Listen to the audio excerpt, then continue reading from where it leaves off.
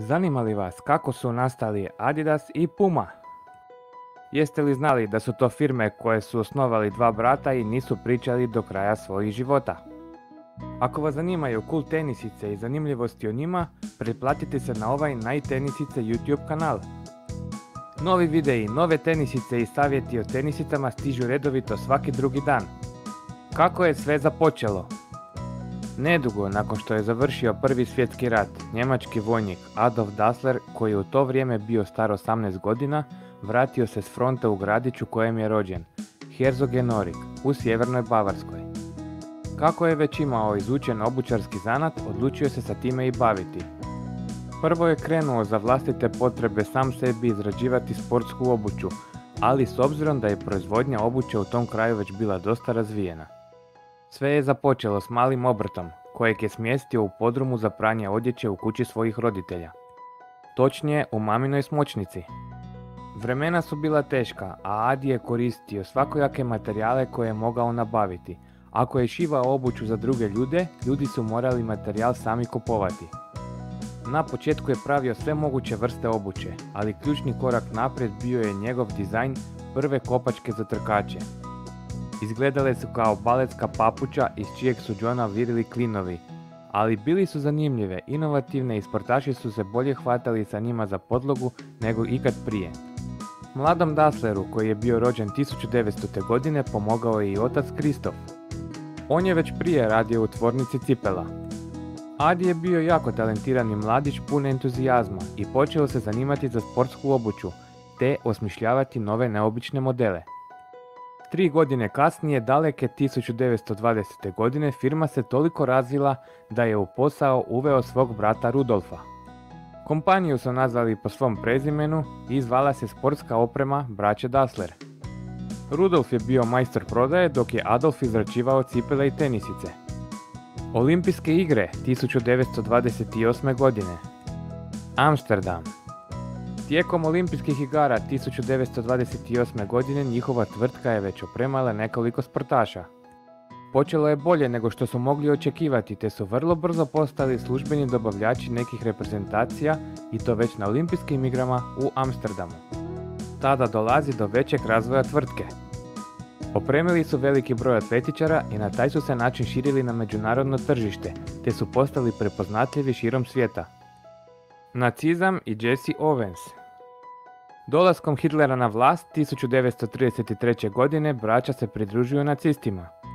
No to nije bilo ništa neobično, jer ako si u to vrijeme želio raditi i poslovati, morao si biti uz režim i poštovati njihova pravila. Nijedan od braće nije bio istaknuti nacista, bili su članovi partije kao i mnogi Nijemci tog vremena.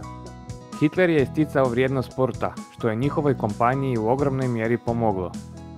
Svoju vjernost nisu baš iskazali 1936. godine za vrijeme olimpijskih igra u Berlinu. Amerikanac, tamnoputi atletičar Jesse Owens, koji je tada osvojio 4 zlatne medalje, nosio je Adidas tenisice u svojoj pobjedničkoj trci. Sa 4 zlata u prašinu je bacio Hitlerovu rasnu teoriju o nadmoćnosti arijevske rase. Njihova tvornica prije Drugog svjetskog rata godišnje je proizvodila više od 200.000 pari vrlo traženih tenisica. Tijekom spomenutih igara u Njemačkoj u Berlinu 1936. godine, Owens nije bio jedini uspješni promotor. Dasslerove su proizvode rabili gotovo svi članovi njemačke nogometne reprezentacije, a miljenici Dasslerovih su ukupno osvojili 7 olimpijskih zlatnih odličja. Bratska antipatija. Iako je posao za Dasslere išao jako dobro, situacija na domaćem terenu baš i nije. Oba brata živjela su sa suprugama pod istim krovom, što nikad nije dobra ideja. Tenzije kod kuće su rasle. Rudolfa su pozvali na frontu, dok je Adi ostao sam da vodi tvornicu. Rudolf je bio sve više uvjeren da njegov brat kova opak plan i namjerava ga izbaciti iz posla dok on služi vojsku, pa je više puta bježao sa fronte u pokušaju da se vrati do tvornice.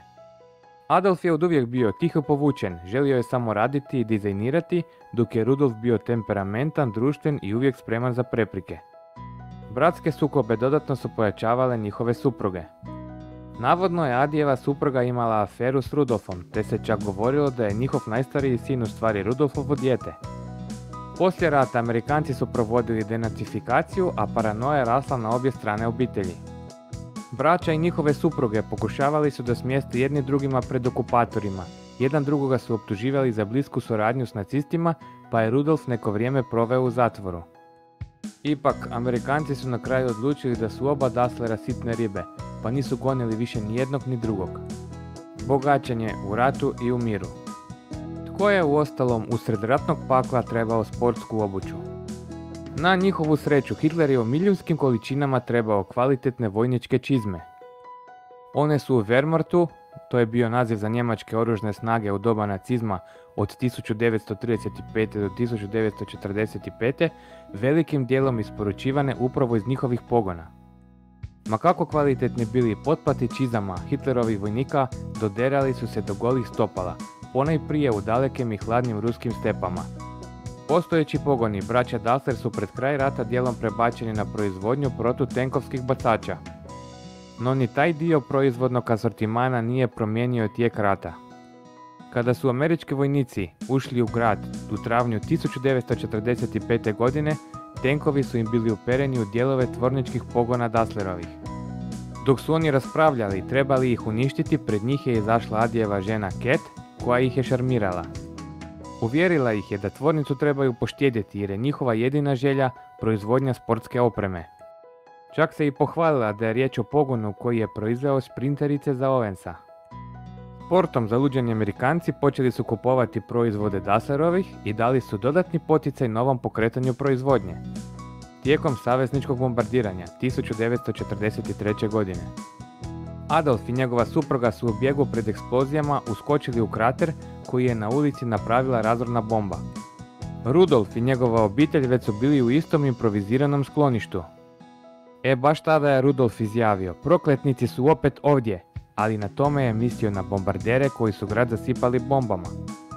Adolf je radi slabih obiteljskih odnosa pomislio kako je brat mislio na njega i njegovu obitelj i šteta je učinjena. Nakon završetka rata, braća se razilaze. Rudolf osniva vlastitu tvrtku i naziva je Puma. Prvo ime joj je bilo Ruda. Adolf Dassler mijenja ime tvrtke u Adidas. Naziv tvrtke Adidas je stvoren od nadimka i prezimena njegovog osnivača Adi. To je bio nadimak od Adolfa i Das. Das su prva tri slova od njegova prezimena, znači Adidas. Majka se opredijelila za Rudolfa. Obje tvrtke su bile veoma uspješne, ali su podijelile njihov rodni gradić. Točno se znalo koje prodavaonice, pekare i kafane pripadaju Adidasovcima, a koje Pumašima. Cijele porodice bile su ili na jednoj ili na drugoj strani. Zanimljivo je da su se djelatnici dotad zajedničke tvrtke pojedinačno morali izjašnjavati kojem će bratu prići, kome će ostati lojalni i za koju će tvrtku nastaviti raditi. Uslijedilo je preseljenje na jednu, odnosno drugu stranu rijeke Arauh. Čak i lokalni nogometni klubovi u tom gradiću sa 20.000 stanovnika bili su dio rivalstva. Tako je ASV Herzogenaurich nosio 3 pruge, a FC Herzogenaurich Pumu u skoku.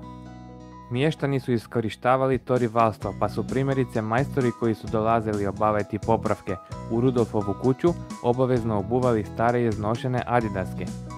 Znali su da će stariji brat Dassler kad ih vidi na njihovim nogama reći: "Izuvaj to smeće, eno hrpe puminih tenisica u podrumu i odaberi si jedne." Tako su besplatno dolazili do novih tenisica. Pandorina kutija sukoba. Pandorinu kutiju sukoba Adidasa i Pume otvorio je u pravoj mjeri Rudolf Dassler 1960. godine tijekom olimpijskih igra u Rimu. On je platio njemačkom šprinteru Armenu Harriju da nosi Pumine šprinterice tijekom finala na 100 metara, iako je Harry od prije bio Adidasov maneken.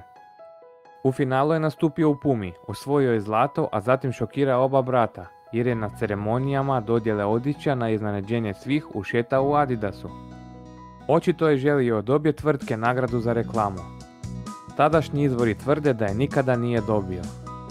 Nastavak bratoubilačkog rata dogodio se i u slučaju proslavljenog američkog plivača Marka Spitza. Njemu je Horst Dassler, sin i nasljednik Adolfa Dasslera, pristupio direktno na olimpijskom borilištu 1972. u Minhenu. U olimpijskom je selu pristao reklamirati Adidas na ceremoniji dodjele medalja. Veliki problem je bio u nevidljivosti loga Adidasova proizvoda ispod trenerke koje su bile obavezne tijekom dodjelje medalja.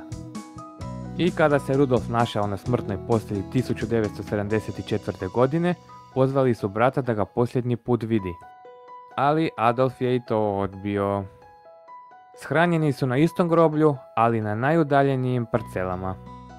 Zanimljivo je da niko zapravo ne zna pravi razlog svađe između te dvoje braće, kao ni zašto su ostali posvađani do svoje smrti. Završetak 60-godišnjeg rata. Adidas i Puma na nogometnoj utakmici mira na Međunarodni dan 21. rujna završio je 60-godišnji bratoubilački rat Adidasa i Pume. Uz američki Nike oni su bili najveći proizvođači sportske opreme na svijetu. Rat je na simboličan način završen nogometnom utakmicom zaposlenika dvaju giganta, gdje je danas sjedište Adidasa i Pume. Herbert Hainer, izvršni direktor Adidasa i Pumin predsjednik uprave Johan Zein, su uz miješanim momčadima zaigrali u utakmici, pružili su jedan drugome ruku i sve su nesuglasice zaboravljene. I most na rijeci Arauh, koji se nije bez pravog razloga prelazio, ostao je samo davna prošlost. Prošla su vremena međusobnih podmetanja i borbi za svako veliko sportsko ime. Od 2007. do danas. Puma je u rukama francuske kompanije PPR, proizvođača luksuzne robe u vlasništvu Guccija. Adidas grupa je u vlasništvu brojnih malih dioničara, od kojih niti jedna nema više od 5% udjela. Kakav je odnos Adidasa, Pumica i Nikeca? Rivalstvo između izuzetno uspješnih brendova Adidas i Puma odlično je iskoristio Nike, koji ih je prestigao u tržišnoj utakmici te kroz godine postao dominantan brend u sportskoj odjeći i obući. Adidas je danas kudikamo veći od Pume.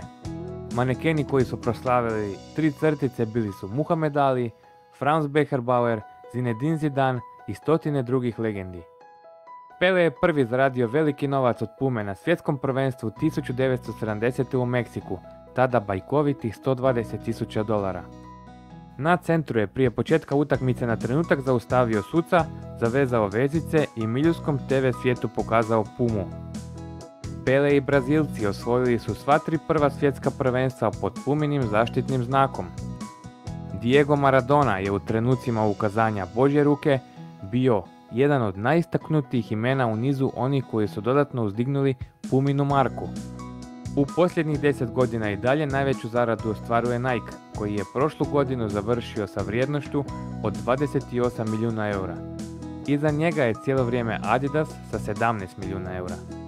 Puma se tek u posljednjih godinu dana pozicionira u svijetu mode, pogotovo sa suradnjom brenda i Rihanne, te je godinu završila sa 3,4 milijuna eura. Nakon ove veoma zanimljive istinite priče koju smo odlučili istražiti za vas, krećemo i dalje sa našim zanimljivostima. Ako se i vama takvi videi i članci sviđaju i imate ideju šta da objavimo, pozivamo vas da pustite komentar u videu. Ako vam se sviđa video, kliknite like i pretplatite se na naš kanal jer uskoro slijedi puno novih recenzija i puno novih videa. Lijep pozdrav od Vilija i ekipe Najtenisica.